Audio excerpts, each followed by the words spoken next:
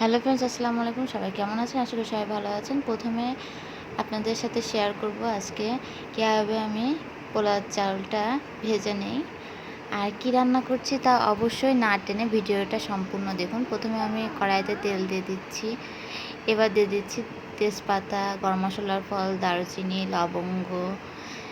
এখানে আমি 2 চা চামচ তেল নিয়েছিলাম। এবার আমি গোল গোল করে পেঁয়াজ কুচি কেটে নিয়েছি, পেঁয়াজ দিয়ে দিচ্ছি। পেঁয়াজগুলো সুন্দর করে ভেজে নেব, যতক্ষণ না বাদামি কালার আসছে ততক্ষণ ভেজে নেব আমি।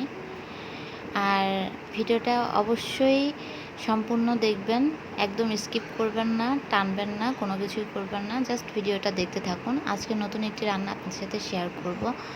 দেখুন, আমি পোলাও চাল এখানে আমি 2 কোটা নিয়েছিলাম আর পানি নিয়েছিলাম 4 কাপ। যেহেতু আমার 2 কোটা পোলাও চাল ছিল তাই আমি 4 কাপ পানি নিয়েছিলাম। আপনারা এভাবে মেপে নেবেন, তাহলে পোলাও রান্নাটা ঝরঝরা হবে। আশা করি আমার কথাটা আপনারা বুঝতে পেরেছেন। এবার আমি চাউলটা সুন্দর করে ভেজে নিচ্ছি। ভেজে নেওয়া হয়ে গেলে আমি এখানে 4 কাপ পানি নিয়েছিলাম, সেটা আমি হালকা গরম দিয়ে নিয়েছি কুসুম কুসুম। এবার আমি পানিটা সুন্দর করে ঢেলে দিচ্ছি আস্তে আস্তে, ঢেলে নেড়ে চেড়ে নিচ্ছি। চাউলটা চারিপাশে লেগেছিল, সুন্দর করে চাউলগুলো গুছিয়ে নিলাম। এবার আমি সম্পূর্ণ পানিটাই ঢেলে দিব। আর যতটুকু চাউল নিয়েছি ঠিক তার ডবল পানি নিতে হবে, যাতে পোলাও চাউল বা পানি কম না পড়ে আর পোলাও চাউল যেন চাউল না থাকে, একদম ঝরঝরা ভাত হয়ে যায়। এবার চারিপাশে সুন্দর করে নেড়ে চেড়ে নিয়ে আমি সুন্দর করে এবার 2 চা চামচ লবণ দিয়ে দিয়েছিলাম।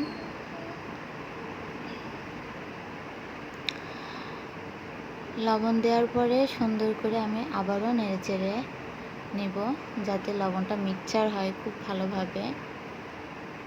আলহামদুলিল্লাহ, আমার পোলাও রান্নাটা কিন্তু খুব সুন্দর হয়েছিল। প্রথমে কিন্তু আমি পোলাওটা রান্না করে নিচ্ছি, এজন্য বলছি আপনারা না টেনে সম্পূর্ণ ভিডিওটা দেখবেন। এবার কিন্তু আমি সুন্দর করে ঢাকনা দিয়ে ঢেকে দিব। আর হ্যাঁ, ঢাকনার যে ছিদ্রটা ছিল সেটা আমি বন্ধ করে দিয়েছি। আপনারা চাইলে লবঙ্গ দিয়েও বন্ধ করতে পারেন বা কাগজ দিয়ে। আমি দারচিনি দিয়ে বন্ধ করেছিলাম। এবার আমি মাংস নিয়ে নিয়েছি আর সাথে নিয়ে নিচ্ছি টক দই, গোলমরিচ, দারুচিনি, লবঙ্গ, তেজপাতা, গরম মশলার ফল, বাদাম বাটা, সব কিছুই নিয়ে নিয়েছি। বাদাম বাটা এখানে নিয়ে নিয়েছি 2 চা চামচ। এবার কিন্তু আসল কাজটা শুরু হলো। এবার আমি লবণ নিয়ে নিচ্ছি 1.5 চামচ আর এদিকে ধনিয়ার গুঁড়া নিয়ে নিচ্ছি, আমার হাতের স্পেশাল মশলাটা নিয়ে নিচ্ছি, আর এদিকে বিরিয়ানির মশলাটা নিয়ে নিচ্ছি। এই তো, আমরা কিন্তু এখন লাইনে এসে গিয়েছি। এটা কি রান্না হচ্ছে আপনারা হয়তো বা বুঝে গিয়েছেন। আর এটা আসলে চিকেন বিরিয়ানি রান্না হবে। আর চিকেন বিরিয়ানিটা সহজেই কিভাবে রান্না করা যায় তা আপনাদের সাথে আজকে আমি শেয়ার করব। তাই প্রথমত আপনারা স্কিপ না করে সম্পূর্ণ ভিডিওটা দেখুন। আমি এবার আদা বাটা নিয়েছি, রসুন বাটা নিয়েছি, সব 1 চা চামচ করে করে। এবার নিয়ে নিয়েছি একটু জিরার বাটা, সুন্দর করে নিয়ে আর একটু পেঁয়াজ বাটাও দিয়ে দিয়েছিলাম সাথে, মানে সেন্ট হওয়ার জন্য। সুন্দর করে ম্যারিনেটটা করে নিচ্ছি আমি, দেখতেই পাচ্ছেন। ম্যারিনেটটা করা হয়ে গেলে এবার আমি দিয়ে দিচ্ছি একটু মরিচের গুঁড়ো। আপনারা চাইলে মরিচের গুঁড়ো অ্যাড নাও করতে পারেন। আমি একটু ঝালের জন্য মরিচের গুঁড়ো অ্যাড করে দিয়েছিলাম, যাতে সুন্দর কালার আসে। এরপর দিয়ে দিয়েছিলাম টমেটো সস 2 চা চামচ। 2 চা চামচ টমেটো সস দিয়ে দিলাম। এবার আমি আবারও সুন্দর করে ম্যারিনেটটা করে নেব। ম্যারিনেটটা করতে আমার বেশি সময় লাগে নাই, আপনারাও চাইলে সহজে এইভাবে ম্যারিনেটটা করতে পারেন। আর হ্যাঁ, আমি এখানে 3 থেকে 4টা কাঁচামরিচ ভেঙে অর্ধেক অর্ধেক করে নিয়েছিলাম, যাতে ঝালটা বেশি লাগে আর খেতে অনেক মজা হয়। এবার আমি আলাদা একটা কড়াইতে 2 টেবিল চামচ তেল দিয়ে নিলাম।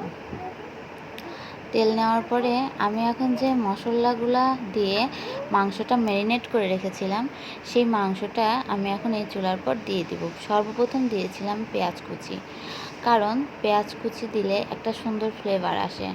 তাই আমি সর্বপ্রথম পেঁয়াজ কুচি ভেজে নিয়েছিলাম, তারপর দিয়েছিলাম ম্যারিনেট করা মশলা দিয়ে মাংস মাখানো। এবার ধীরে সুস্থে এপাট ওপাট করে আস্তে সুস্থে নেড়ে নিচ্ছি, মাংসটা সিদ্ধ হওয়ার অপেক্ষায় রইলাম।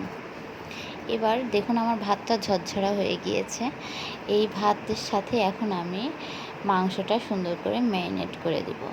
কিন্তু হ্যাঁ গাইস, আপনারা মনে করছেন যে কাঁচা মাংস হয়তো মিক্সচার করব না, এখন আমি এই রান্না মাংসটাই মিক্সচার করে দিব।